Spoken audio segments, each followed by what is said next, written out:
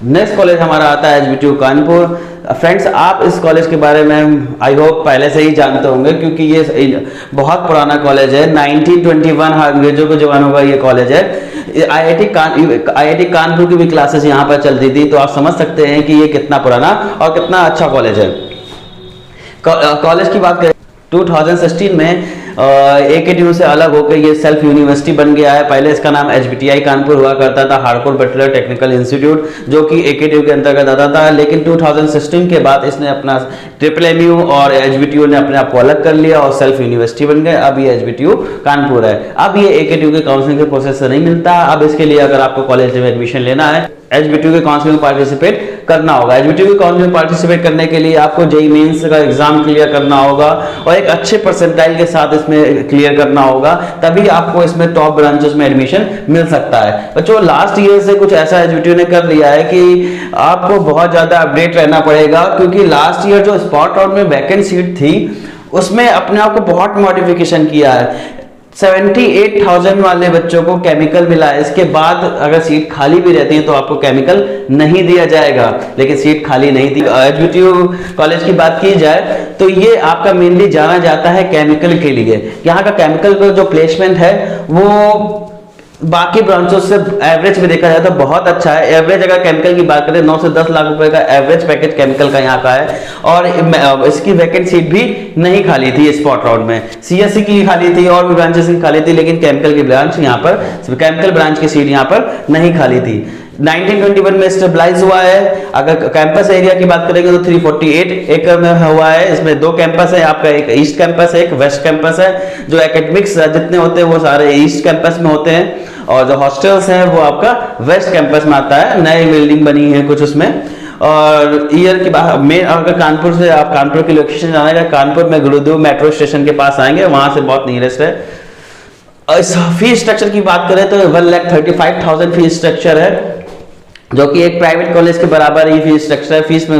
Fees बहुत कम नहीं है और बहुत ज्यादा नहीं है। कॉलेज की अगर वैल्यू के हिसाब से बात करें तो बहुत अच्छा कॉलेज है, और कॉलेज की अगर वैल्यू के हिसाब से देखें तो फीस बहुत रिजनेबल है। फीस स्ट्रक्चर है, हॉस्टल फीस आपकी 36,000 है।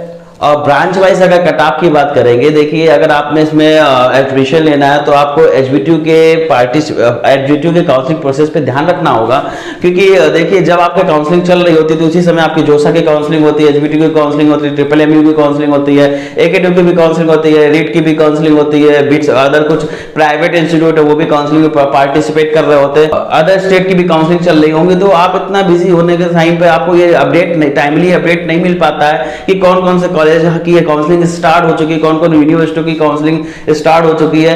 तो ऐसे ही अपडेट के लिए हमसे आप कांटेक्ट कर सकते हैं, हम आपको टाइमली अपडेट करते रहेंगे। हमारे ग्रुप को फॉलो करिए। अगर पर्सनल कुछ डिस्कशन करना, पर्सनल सजेशन चाहिए या हमारे थ्रू काउंसलिंग कराना चाहते हैं तो हमारे दिए गए नंबर पर कांटेक्ट करिए। हम आपको टाइमली और आपकी रैंक के अकॉर्डिंग बेस्ट से बेस्ट काउंसलिंग में पार्टिसिपेट कराएंगे। हम लोग जल्दी एक वीडियो लाएंगे जिसमें हम आपको बताएंगे कि कौन कौन सी ऐसी काउंसलिंग में है कि जो आपके रैंक के अकॉर्डिंग आप उसमें पार्टिसिपेट कर सकते हैं। चलिए देखते हैं कि इसका प्लेसमेंट कट ऑफ की बात करते हैं। तो सीएससी का जो कट ऑफ रहा था, ये जो दोस्तों ये जो कट ऑफ रैंक लिखी हुई है जनरल रैंक पे लिखा हुआ है। इसमें फर्स्ट सेकंड थर्ड राउंड तक की बात कर रहे हैं हम लोग। इसमें स्ट्रेट वैकेंसी राउंड और स्पॉट राउंड का डाटा नहीं है, ये केवल सिंपल नॉर्मल राउंड की बात कर रहे हैं। इसके बाद ये स्पॉट राउंड है। स्पॉट राउंड यहाँ पर देखिए, स्पॉट राउंड का प्रोसेस ये होता है कि जब आपकी नॉर्मल राउंड काउंसलिंग स्टार्ट होती है, नॉर्मल राउंड में काउंसलिंग में अगर आपका first round, second round, third round के बाद भी कुछ सीट वैकेंट रह जाती है तो आप कॉलेज क्या करता है, आपको स्पॉट राउंड के थ्रू अपने कॉलेज की जो वैकेंट सीट है उसको फिल करता है।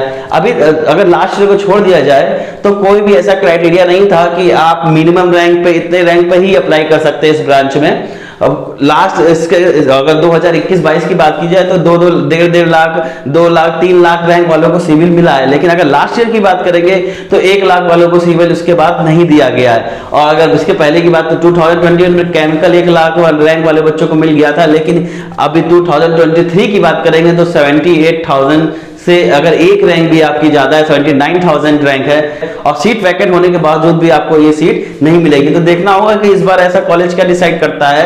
तो टाइमली जुड़ने के लिए, हमारे टाइमली अपडेट करने के लिए हमारे चैनल को सब्सक्राइब कर सकते हैं और हमारे व्हाट्सएप ग्रुप में व्हाट्सएप चैनल पे आके हमारे चैनल से जुड़ सकते हैं, जिसमें आपको टाइमली अपडेट किया जाएगा। देखिए कट ऑफ की बात करें तो सीएससी का जो कट ऑफ 27,167 रहा था। आईटी डिपार्टमेंट का जो कट ऑफ रहा 30,426 रहा। ईटी की बात करेंगे अगर आपकी तो जो कट ऑफ रहा है 34,181। ईटी का मतलब यहाँ से ईसी से है, इस कॉलेज में ईसी को नाम ईटी का मतलब यहाँ से इलेक्ट्रॉनिक्स टेक्नोलॉजी से है। ईटी का नाम यहाँ ईसी की जगह यहाँ पर ईटी ब्रांच चलती है। डबल ए की बात करेंगे, डबल ए की बात करेंगे अगर तो इलेक्ट्रिकल इंजीनियरिंग जिसका कट ऑफ जो रहा था जनरल का 40,000 रहा था। मैकेनिकल डिपार्टमेंट की बात करेंगे, मैकेनिकल इंजीनियरिंग तो 41,600 रहा था। केमिकल इंजीनियरिंग की बात करेंगे तो 51,000 रहा। सॉरी, सिविल इंजीनियरिंग की बात करेंगे अगर तो आपका जो कट ऑफ रहा था 51,000 रहा। सिविल इंजीनियरिंग की बात करेंगे तो कट ऑफ आपका 51,000 अप्रॉक्स रहा। केमिकल इंजीनियरिंग की बात करेंगे उसका भी कट ऑफ 51,311 रहा। लेदर की बात करेंगे तो आपका ये जो कट ऑफ गया है वो 1,16,000 के अप्रॉक्स गया है। बायोकेमिकल की बात करेंगे तो 92,000 पे गया है। और आपका फूड टेक्नोलॉजी की बात करेंगे तो आपका 1,10,000 पे गया है। ऑयल की बात करेंगे तो 1,15,000 पे गया है। पेंट की बात करेंगे तो 83,000 पे क्लोज हुआ है। पेंट भी एक अच्छा ऑप्शन हो सकता है यहाँ पर, लेकिन ये आपका बहुत से बच्चे पेंट के लेने के बाद भी अच्छा पैकेज पा जाते हैं। यहाँ पर पेंट एक अच्छा ऑप्शन हो सकता है जो बच्चे, लेकिन पेंट में देने के बाद आप पेंट ब्रांच चूज करने के बाद आप आईईएस की तैयारी नहीं कर सकते हैं, क्योंकि ये बीटेक आईईएस में केवल कोर ब्रांच ही आती हैं। प्लास्टिक की बात करें अगर तो प्लास्टिक आपका 1,06,402 पे क्लोज हो गया था। एचबीटीयू में एक बात आपने नोटिस की होगी कि इसमें बहुत ढेर सारी ब्रांच है जो कि अदर कॉलेज में नहीं मिलती। Leather, biochemical, food technology, oil, paint and plastic, इन ब्रांचेस में प्लेसमेंट एचबीटीयू का सभी अच्छा है। देखिए प्लेसमेंट देख सकते हैं कि 615 स्टूडेंट में से 446 स्टूडेंट प्लेस हो चुके थे। इसके प्लेसमेंट के बारे में नो डाउट।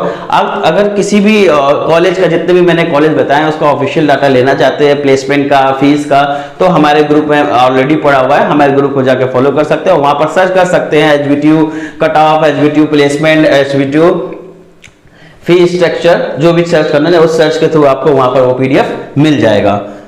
तो अगर प्लेसमेंट की बात आप देख लेते हैं कि इसका स्पॉट राउंड में क्या रहा था। स्पॉट राउंड में जैसे ये नॉर्मल राउंड आपके खत्म हुए थे, एचबीटीयू ने एक स्पॉट राउंड कराया, उसके बाद दूसरा स्पॉट राउंड भी कराया था, क्योंकि कुछ सीटें उसके बावजूद भी वैकेंट रह गई थी।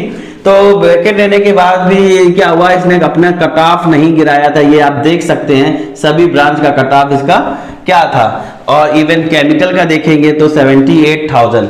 देखिए ये जो टॉप ब्रांचेस हैं CSC, IT, EC, ET, double E, mechanical, civil and chemical, इस ब्रांच तक इन्होंने कट ऑफ जारी किया था कि मिनिमम आपका एटलीस्ट इतना कट ऑफ होना चाहिए। वो कट ऑफ की पीडीएफ मैंने ग्रुप में डाल रखी है, आप देख सकते हैं लास्ट ईयर कितना मिनिमम उन्होंने कट ऑफ डिसाइड किया, तभी आप अप्लाई कर सकते हैं। अदरवाइज अप्लाई करेंगे तो आपका वेस्ट ऑफ मनी होगा, उसमें कोई आपको रिस्पॉन्सिबिलिटी नहीं मिलेगी इस ब्रांच में अगर एडमिशन लेना चाहते हैं। इसके बाद जो लोअर ब्रांचेस है इसमें कोई कट ऑफ कैटेगरी नहीं थी, वो बच्चों की रैंक के अकॉर्डिंग वहीं पर डिसाइड करके बच्चों को दे दिया गया था। 3-3, 4-4 लाख वालों को भी ये ब्रांच में एडमिशन मिल गया है। पेंट को हटा दिया जाए अगर, और बायो और आपका क्या बता दिया, फूड टेक्नोलॉजी और ऑयल को। बाकी ब्रांचेस में क्या हुआ है कि अच्छे 4-4 लाख, 5-5 लाख पे भी एडमिशन मिल गया। बायोकेमिकल 6 लाख पे भी मिल जाता है आपको।